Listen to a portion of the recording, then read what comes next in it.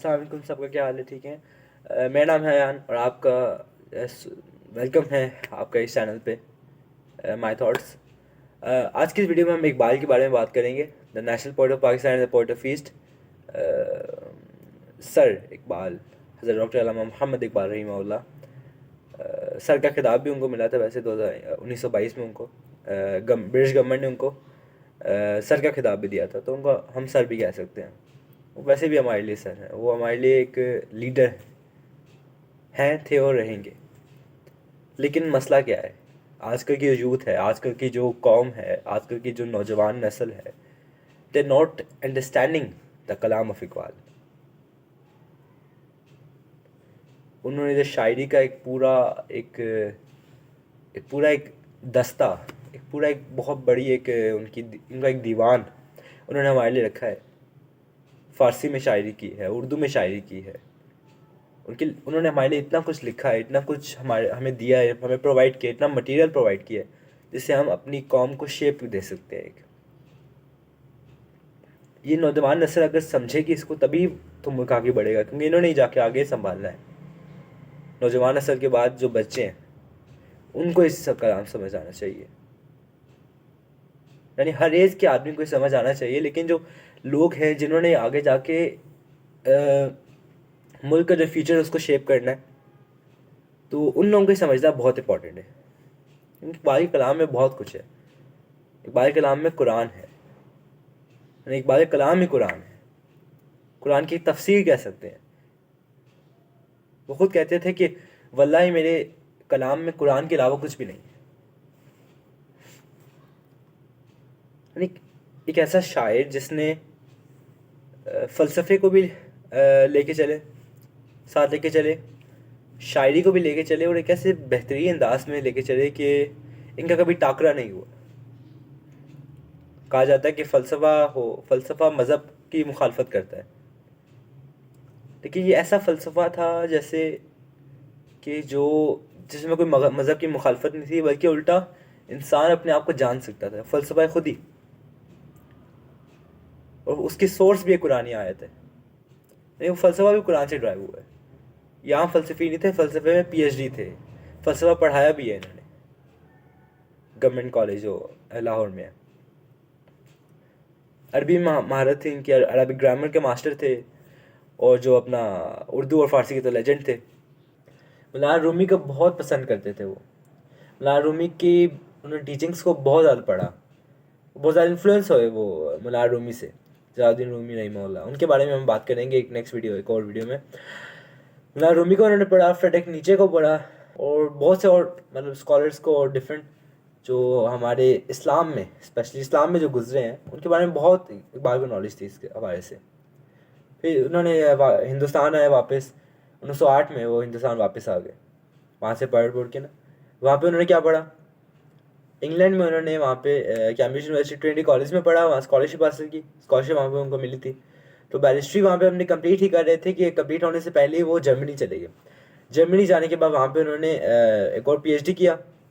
वहाँ पे उन्होंने PhD किया फ़लसफ़े में, जर्मनी में उस ज़माने में बहुत अच्छी यूनिवर्सिटीज़ होती थी। PhD करने के बाद एक और डॉक्टरेट वहाँ पे उनको मिल गई। इतने ज़हीन थे कि 3 महीने के अंदर अंदर उन्होंने जर्मन ज़बान भी सीख ली। डॉक्टरेट हासिल की जर्मनी से, वापस इंग्लैंड आए, आके अपनी बैरिस्ट्री की मुकम्मल की।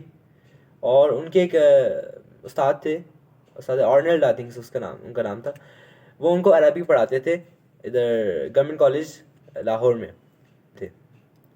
जो प्रोफेसर आर्नल्ड थे ना, तो वो इकबाल के उस्ताद भी थे, और वो इंग्लैंड में अरबिक भी पढ़ाते थे। तो एक दफ़ा उनको कोई लंबी छुट्टी में जाना पड़ा, तो इकबाल ने उनकी जगह वहाँ पे प्रोफेसर के तौर पे लेक्चर दिया, वहाँ पे पढ़ाया।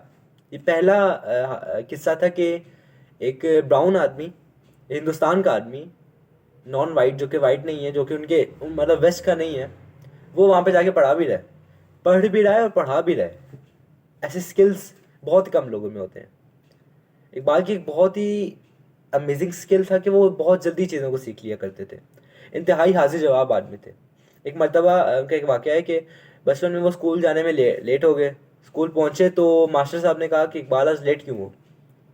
इकबाल ने कहा कि इकबाल तो हमेशा देर से आता है। इकबाल का मतलब क्या है? इकबाल का मतलब है बुलंदी। ये बुलंदी तो हमेशा देर से आती है। तो उन्होंने बेसाख्ता जल्दी से हाजिर जवाबी के साथ जवाब दिया, इकबाल हमेशा देर से आता है। ये उनकी जहानत थी। शरारती बच्चे थे वो भी आम लोगों की तरह। जब छोटे थे कबूतरबाजी का उनको शौक़ था। उनकी वालदा से उनकी बहुत मोहब्बत थी। वालिद साहब उनके थे नूर मोहम्मद, वालदा का नाम था इमाम बीबी। उनके वालिद साहब दर्जी, कहा जाता है कि वो दर्जी थे। बहुत ही रिलीजियस फैमिली थी उनकी, और एथनिकली ये कश्मीरी थे।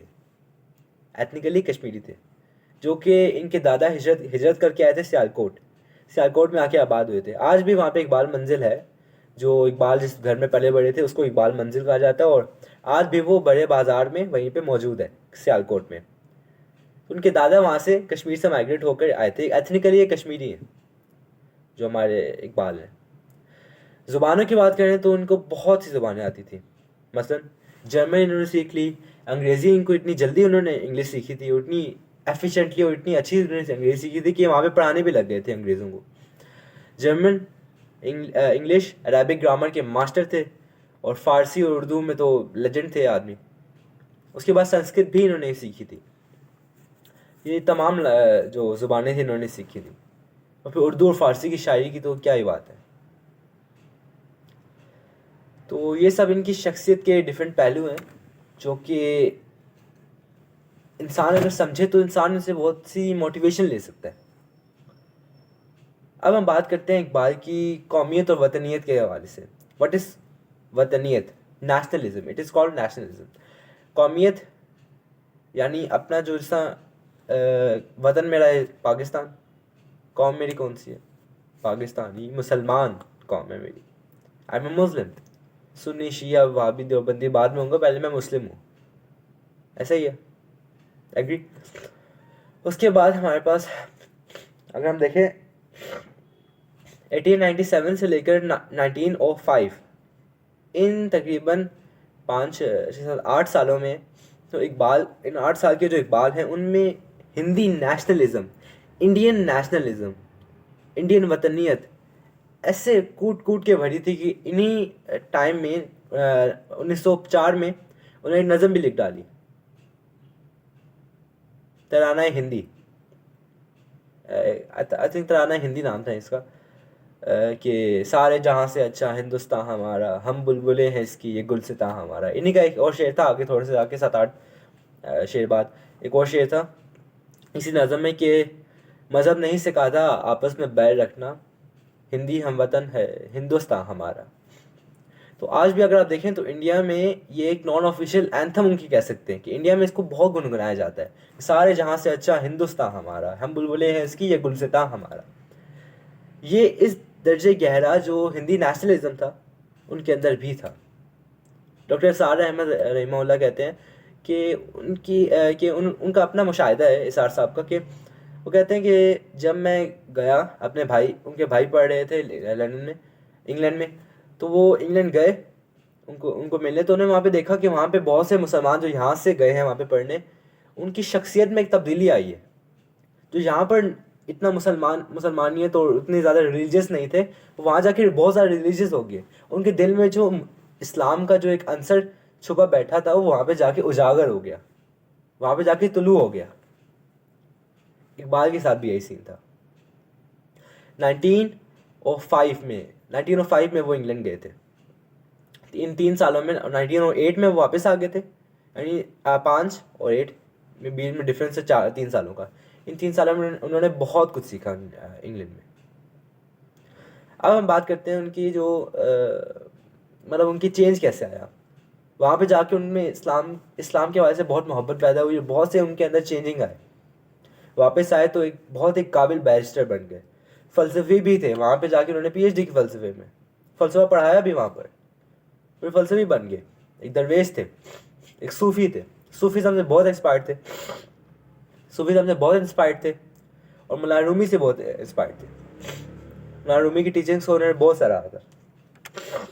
और सही बात है कि मौलाना रूमी तो बहुत आला पाई के उलमा में से एक हैं, और आला पाई के सूफ़ी थे।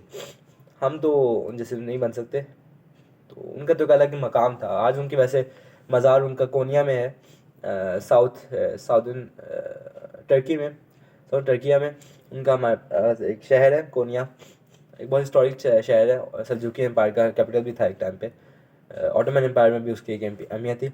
वहाँ पर उनका एक अब जो है मज़ार है रूमी का। उनके उस्ताद वैसे शाह शम्स तबरेज़ थे, जो कि मुल्तान में अभी उनका मज़ार है जिनका, शाह शम्स तबरेज़, वो उनके उस्ताद थे रूमी के।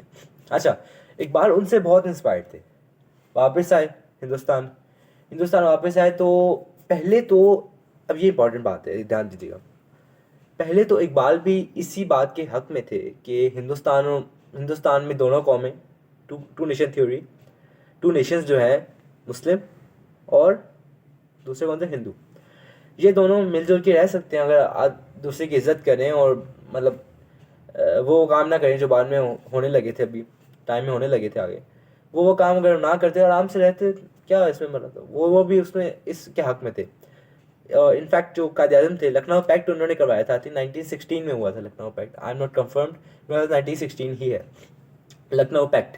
इसमें क्या था, कायद-ए-आज़म ने दोनों कौमों को, क्योंकि कायद-ए-आज़म बैक वक्त कांग्रेस और मुस्लिम लीग दोनों के जो थे वो मेंबर थे, तो उन्होंने लखनऊ पैक्ट में दोनों मेंबरान को, दोनों रिप्रेजेंटेटिव्स को दोनों पार्टीज़ के मिल बैठ के बिठाया और उनको जो है वो अपना एक साइन करवाया, एक डॉक्यूमेंट्स पे साइन करवाया। वो डॉक्यूमेंट क्या थे कि मतलब हिंदू मुस्लिम यूनिटी के हवाले से वो चीज़ थी। तभी उनको सरोजिनी नायडू, जो एक प्रोमिनेंट मुस्लिम सॉरी कांग्रेस लीडर थी